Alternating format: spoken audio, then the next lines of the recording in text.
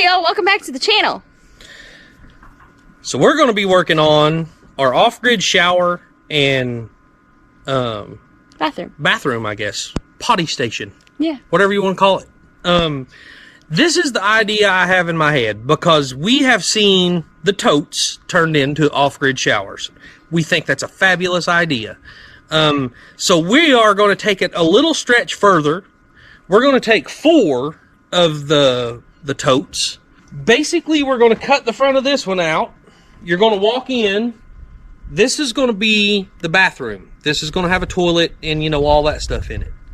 Then you're going to turn left into the shower. These 2 over here is going to be the shower. So it's going to be a whole little bathroom system that's going to be run for the off-grid. We're going to take you through that process and show you how we're going to do this, and we're going to see how it all turns out, guys. Yeah, we've got some pretty good ideas.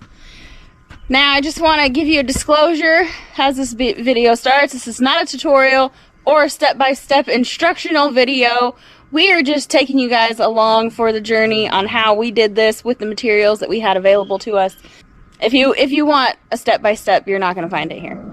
One idea I had that I thought would be a really good idea is that when we cut the door between these 2, I would like to make, you know, cut the door like from here up, and then you have, you know, 1.5 foot of bathtub down there. Yeah, you'll have to step over to get into the shower, but it'll leave you a little bathtub down there. You can fill it with water and use it for a bathtub. Yeah, I think it'd be awesome. I think it's a fabulous idea.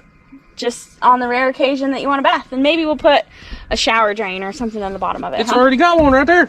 Well, yeah, but how do you open that from the inside? I don't know. Yeah, we'll figure that out. Yeah, that could be a problem for later. Yeah, yeah.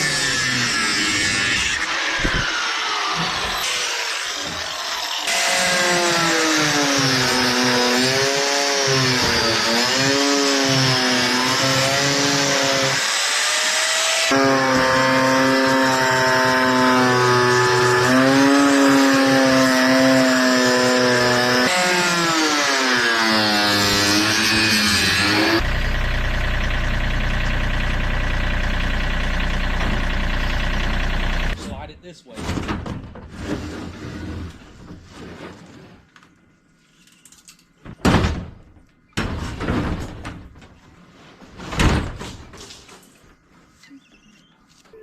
Is that just temporary, Wiley? Yeah, we're just going to do this temporary while we're building it, and I'm probably going to get some self-tapping screws to screw this frame together.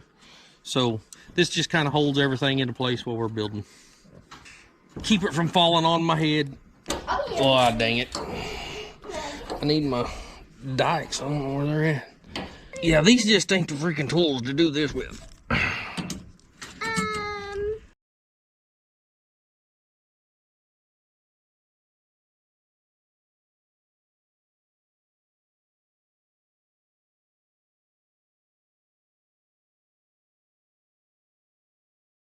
Oh my gosh, guys. Check this out. That's you. I mean, I can take a shower in here. And Check move this around. out. Wow. This is going to be awesome. Yes, it is. I mean, we get it cleaned up. So, you know, 2 people can't take a shower, but hey, this is going to be awesome. Yes, it is. Okay. Yes, it is.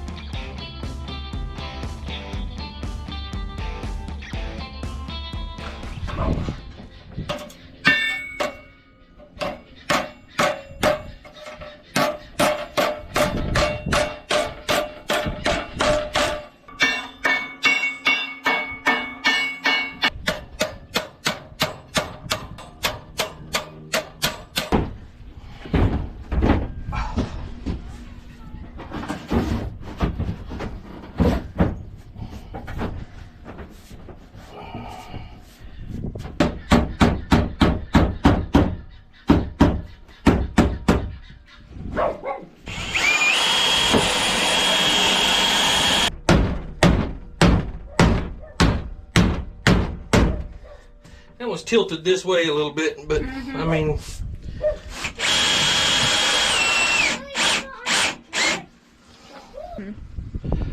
well guys, it's probably not the best job in the world, but that's 2 metal shelves, one on this side and one on this side, and that I'm pretty sure is stainless, so maybe galvanized, I'm not sure, but whatever, it's not going to rust too bad too quickly, so that'll help us out there.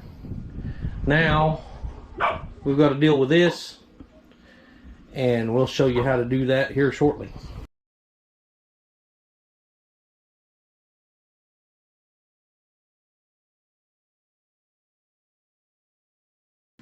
Well, today guys, I am continuing some work on the off-grid shower setup, and this is what I come up with using, you know, the old parts basically that come off of these totes.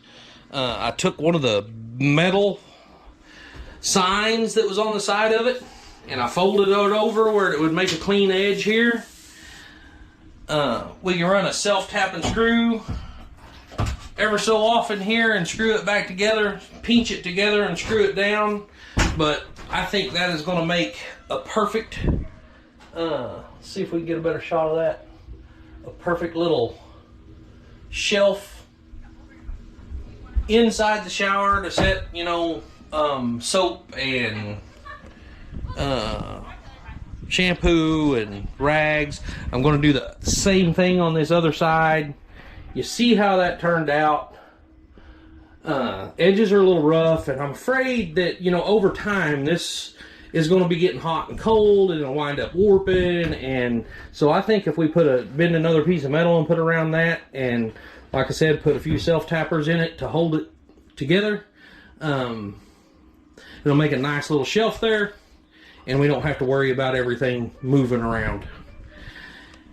As you can see back here, I'm using heat to bend this and close that gap, but yesterday was kind of a test period and I didn't have Jen out here to help me, so I was just checking it to see if it would work, and it's working. So now I need her help to help me get it a little better, and you'll see that as it comes along.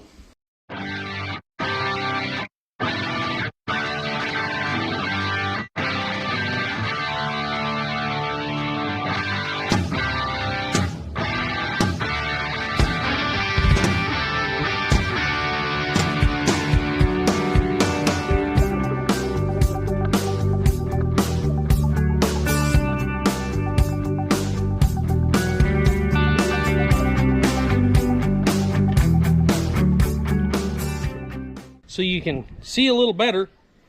Of course, I've just got them sitting there. I haven't got anything else attached yet, nothing like that, but so you can tell a little better. So this is the bathroom, and that's the shower. So you come in to the bathroom, and over here's the shower. Jen wanted to leave this up so she can actually have a tub, so she can actually take a bath if she wants to. So we cut both sides the same. We'll just have to trim this all out, get it all done, but we don't have any plumbing in here yet or nothing like that. This is just a quick show you how it's all going to work.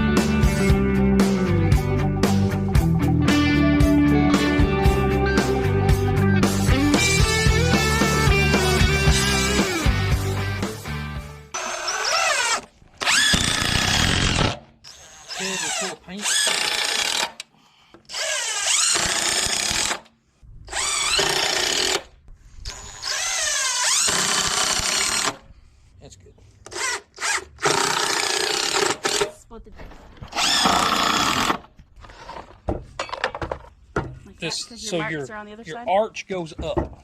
Oh yeah, right. Said it's right because for whatever reason.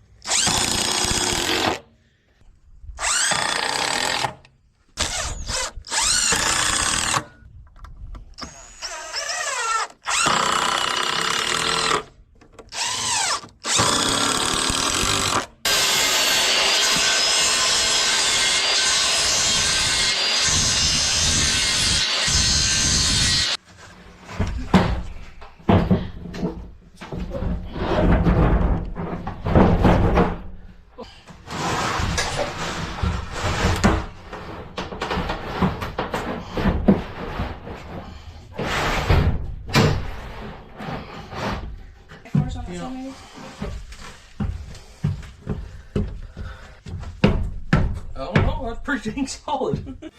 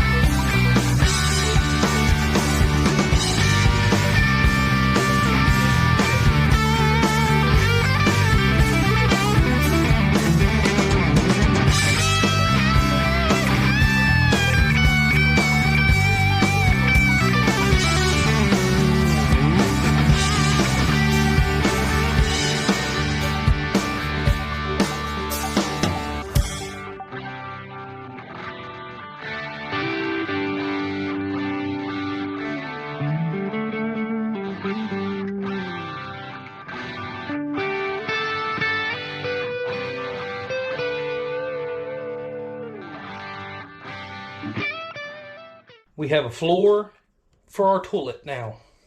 So I had to put a false floor in here where I can run plumbing underneath it and out the drain that's built into this tote.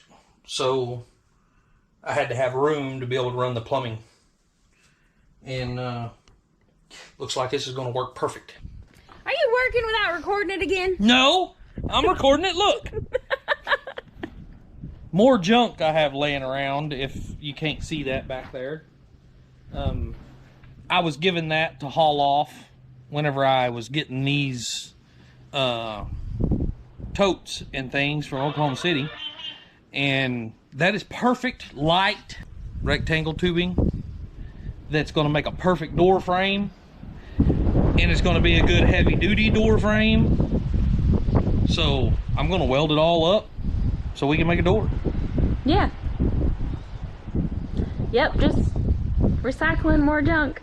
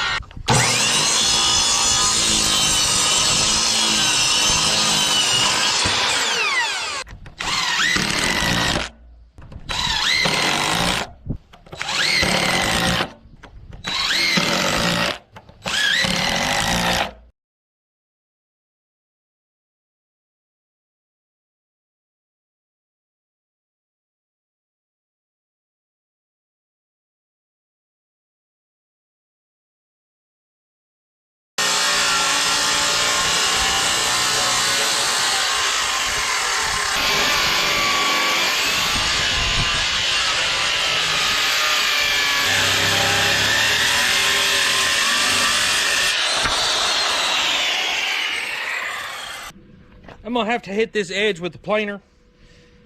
There's a knot there, and I was fighting the saw trying to keep it straight, so it kind of got a hump in it right here.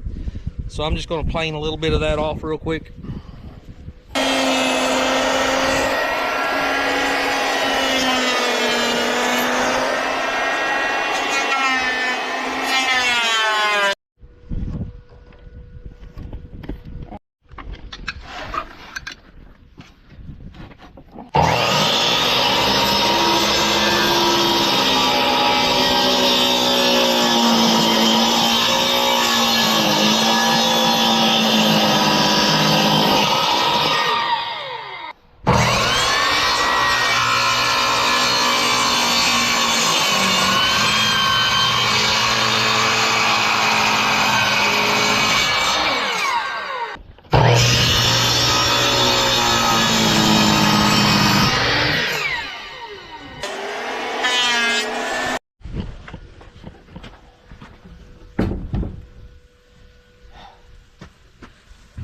Playing a tiny bit off that end though. Yep.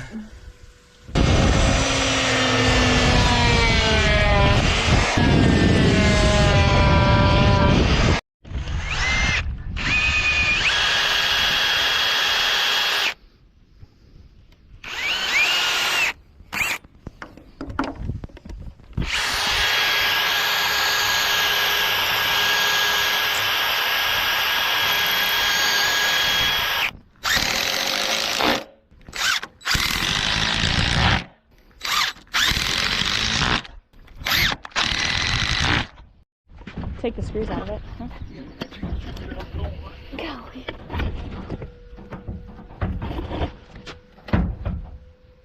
All right, y'all. I got the door on, got the door built, got the door on, and built a little. So this is just a simple little, had to weld a bolt in here for it to rest on, but that's hot. It's still hot. That's hot, guys. I just got finished welding it. But anyway, it just a simple little latch system to keep the door shut, and it works great.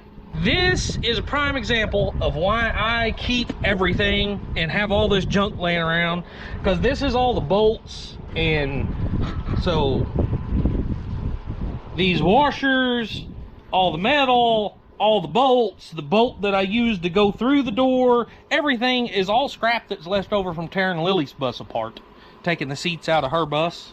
So I mean, repurposing, y'all. I've got it all laying around, so why not? Why buy a latch when you can make one? There you go. We're actually waiting on the water heater. So in a previous video, I did say something about having one just laying here, and I did, but we had a good friend of ours a while back, or just like last week, that needed it, so we let her have it, and so we had to order us a new one. $100, guys. I mean, they're super cheap on Amazon, and we've used a ton of them, and they work great. So we're waiting on it to be delivered today, and I'm gonna get it mounted, get it all hooked up, and this thing should be just about ready after that. Some little prettying up I need to do here and there, but I don't know that that's anything we're going to do right now.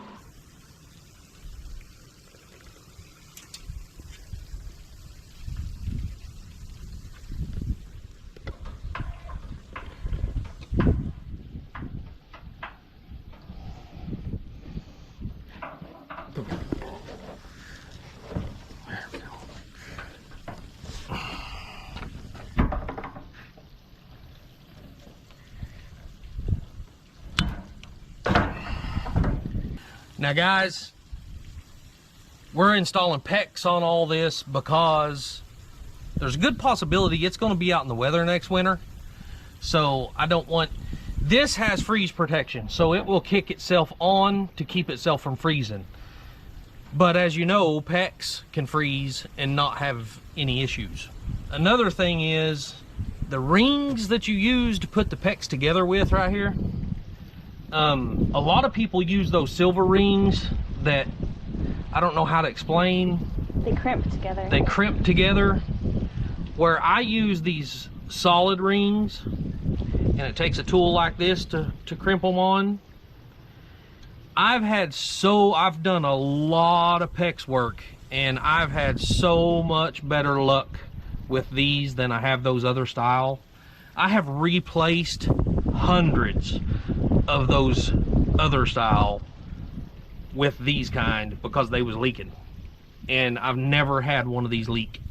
The tool is a little bit more expensive than the crimper for those other rings, but other than that, it's well worth the investment because these are way superior to those other style rings, in my opinion. Yeah, they weren't doing it on something like this, so it was like...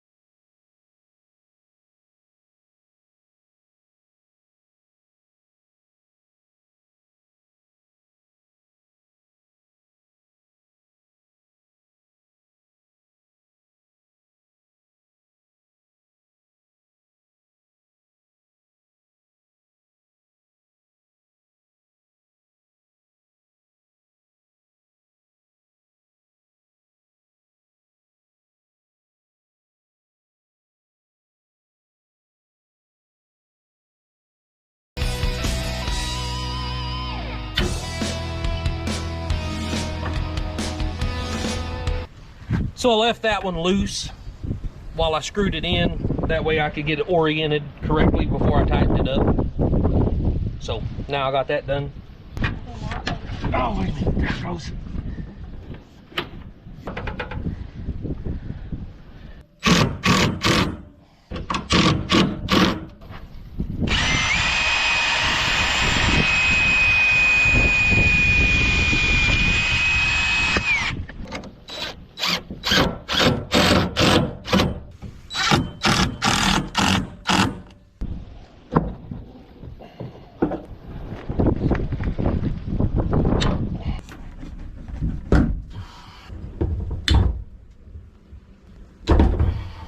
So yeah, I think that's perfect.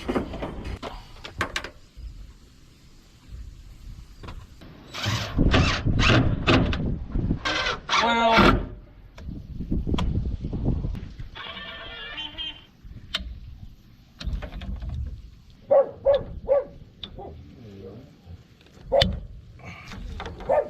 Okay.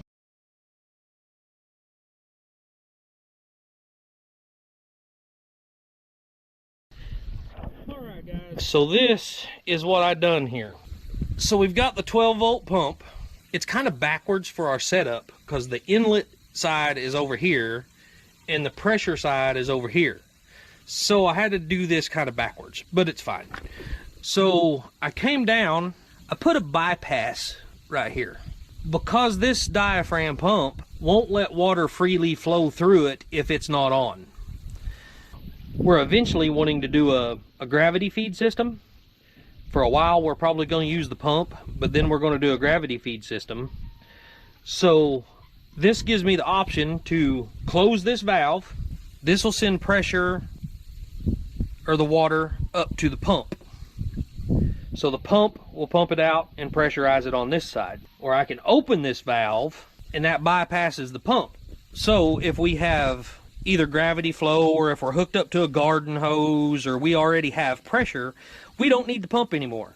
This is where water connection is going to come up, come across, go down to here, across there. This one goes up to the water tank, the water heater, and then this one goes over to our RV toilet. So yeah, the bypass works perfect, gonna work perfect for us, just in case we do have pressure or we have gravity flow, whatever, or we can use the pump to make pressure. So, and that is a 12-volt RV pump. Right now I've got it rigged up with just cables that I hook to a battery. Eventually we'll get this hooked up to our solar system and won't have to worry about that. Well guys, you guys saw how we put this thing together. We've been using it for 3 months now, and I'll be honest, it has worked out excellent. I absolutely love the shower. Something I probably should have done years ago, because I like this shower better than I like the shower that was in our house in Oklahoma. Let me give you guys a walk around and I'll show you how I've got it all hooked up and how it all works. This was a Amazon purchase, works excellent. It's about 150 bucks on Amazon. I'll tell you, it takes care of everything we need to take care of, and it's actually capable of doing a lot more than what we do with it. I've got a 12-volt pump hooked to the system. We are gravity fed off of a 275-gallon tote from 500 feet away, and it's actually 30 foot above our camp in elevation.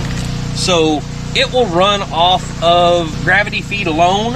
I put this bypass in where I can flip the bypass down, and that bypasses the pump for gravity feed, or if we want that extra little boost of pressure, we just shut the valve, let the pump do its thing. It runs at about 40-45 pounds of pressure, gives us like 3.5 gallons a minute flow. I've got a 12-volt battery sitting here. We do have a battery charger sitting here just in case, but I also have a 125-watt solar panel hooked up to a charge controller, and it maintains the battery. Actually having a little bit of issues with those systems right now. I'm just not good with solar, I guess, and I've got to do some working on that. I think maybe my solar panel's bad. I've got some more solar panels back there I need to hook up. Anyway, it's got all the adjustability, flow adjustability. You got summer mode and winter mode, minimum and maximum temperatures. We actually keep it turned all the way down to the lowest setting, and it's almost perfect for showers that way. I only have the shower hooked up to the hot water, so that's another reason we keep it down on minimum, is because that actually works perfect to where we don't have to, you don't have to mix hot water with it. It's almost perfect temperature for a shower that way. The propane tank, I think, what is this, a 30-gallon? I don't know what they call them, 30-pound RV propane tank. It's lasted us about 3 months of, a family of 6 running the shower and the sink over there. It's lasted us about 3 months, and I mean, it's still going. So it's very efficient, very efficient. Let me show you product that was sent to us. They are EBL LCD battery charger that came with the batteries.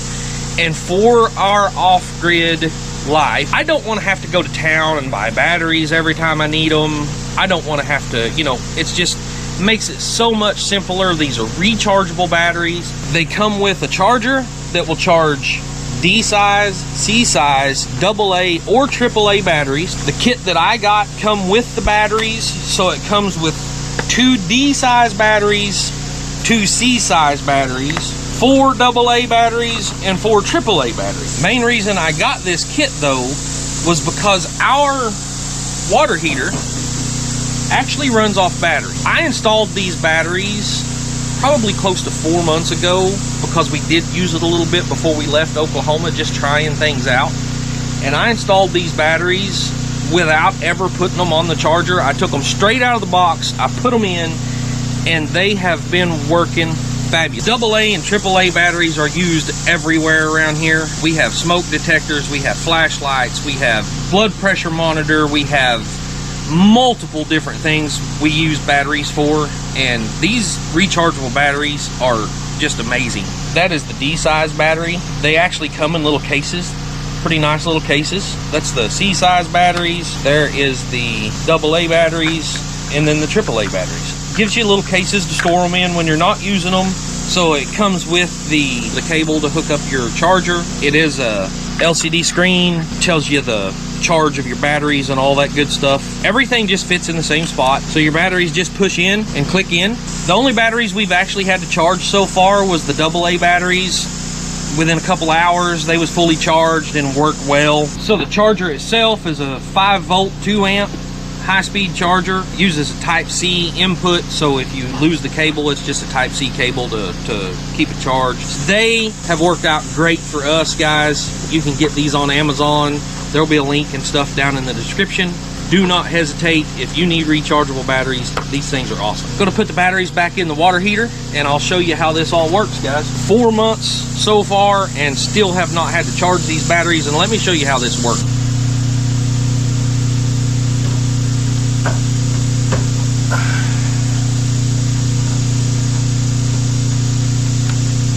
Mikey, go ahead and turn the water on. So the battery power operates the igniter to ignite it.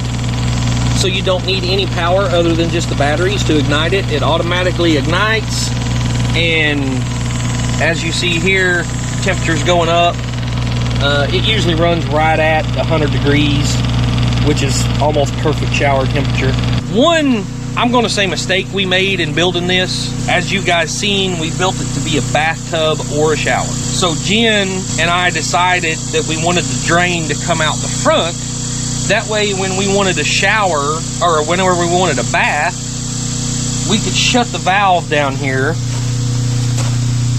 and fill it up to take a bath. And it would be easily accessible when we come out to drain it back out. I actually should have put that in the back and worried about the consequences of opening and closing the valve later. Because, as you see, the drain pipe has to come out the front and go around the side and out the back, and to me, that's a little bit of a design flaw. It's not a big deal, but it is a little bit of design flaw. I've got LED lighting. So another issue was that we was afraid that while we was taking a shower, you know, people standing outside was going to be able to see your shadow or your silhouette. And I took LED lighting and I put them on the inside of these bars. I don't know if you can see that strip there. So now it's on the outside facing in, and it works perfect. You do not see shadowing, you do not see silhouettes, you don't see anything in there. Makes it absolutely perfect. So the door was oak wood that I had milled on my sawmill, and this thing is heavy, y'all. It is a solid built heavy door. The reason it's oak, guys, is because that's what we had. I had milled up some oak, and that's what we had laying there. And that's what we like to do, is use what we've got laying around. We'll go on into the inside. Of course, you guys seen this fancy thing that I burnt my hand on whenever I was building the thing.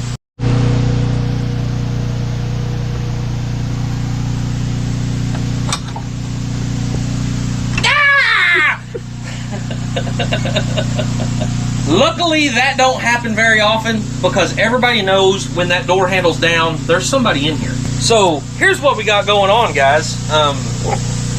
I still have a little bit of tidying up to do to make things, you know, a little better, but it's very functional. It works great, and you know, we're not all about everything being pretty, so I just haven't got around to, you know, making things pretty. Jen has done a little bit though, put the towel rack in, hanger towels on. We put the raised floor in the bottom so I could hook up the drainage underneath without having to cut a hole in the bottom of the tank. Then I used 3-inch PVC, the more junk we had laying around, guys, so it is 2 different colors, but I used 3-inch PVC and I trimmed this out with it so it gives us a nice smooth edge whenever we're getting in and out of the shower. It gives us a nice smooth surface where you're not hanging on anything or anything getting in and out. It also makes a perfect place to put your foot up, to wash your feet, to, you know, whatever. It makes a nice little spot right there. What y'all don't know is Wiley likes to use it to shave his legs. It also works great because when it's raining and the rain comes down in between these totes right here, this PVC catches it and sends it out and down both edges, so it works really good as a drip rail also up here. Inside the shower, we done the metal shelves. They're working out great. I drilled some holes back in the back corner for our toothbrush holders. They work great. I put an exhaust fan in. Now you walk in, right beside the door there's a switch you flip. This is all 12-volt system, guys, so it's not, you know, dangerous or anything like that.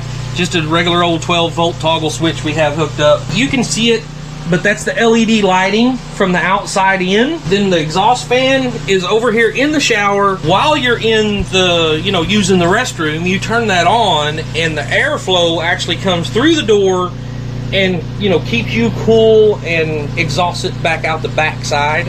So, works really well. Also, another thing Jen has noticed is cleaning in here is super easy because, you know, you just spray the walls down and wipe them down or whatever.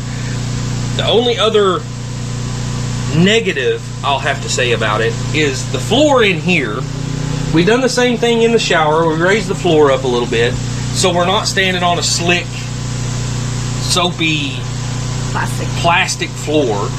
I put a false floor in there, but because the floor is a little wavy in the bottom of these, you know, these IBC totes are made to hold hundreds of gallons of liquid, and without that pressure inside, the floor gets real wavy.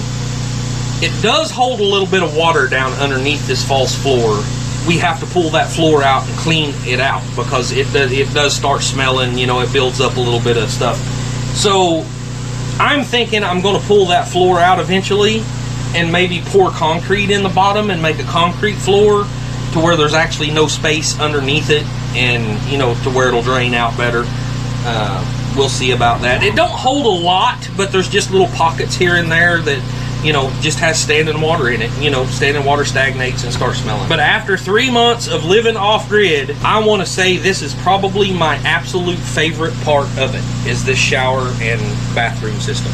It has been worth every penny that we invested in it, and honestly wasn't that much. I think it cost me maybe a couple $100 to build this shower. Absolutely my favorite part of the whole off-grid thing. Well, guys, thanks for watching the video, and don't forget, if you want to follow along, like, subscribe, leave me a comment, let me know what you think about this build. If you have any suggestions on anything I need to add or anything I need to take away, or, you know, I'm actually planning on building a couple of these for some friends and some stuff like that. So if you have any suggestions, leave me a comment down there. Let me know what you think about it. Let me know your ideas.